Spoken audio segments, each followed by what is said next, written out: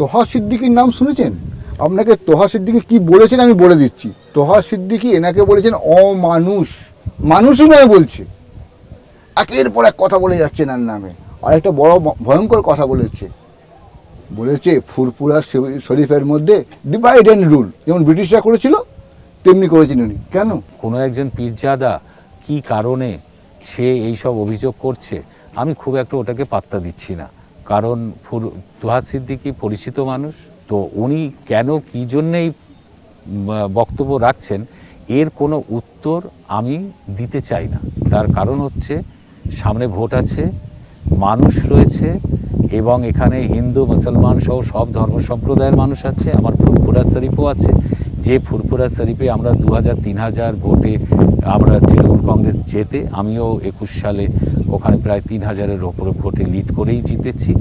তো সেটা মানুষের উপর ছেড়ে দিলাম, মানুষ ঠিক করবে যে উনি যেটা বলছেন সেটা সত্যি এখানকার মানুষ বিশ্বাস করে না ওটা মিথ্যে, এ ভোটের পরেই প্রমাণ হয়ে যাবে। আপনার জাঙ্গিপাড়াতে কত পার্সেন্ট মুসলমান, কত পার্সেন্ট হিন্দু? 78% হিন্দু, 22% মুসলিম। আমার 10টা অঞ্চলের মধ্যে 4টে অঞ্চল আছে মুসলিম ডমিনেটেড, অর্থাৎ মুসলিম সম্প্রদায়ের মানুষ বেশি বাস করে।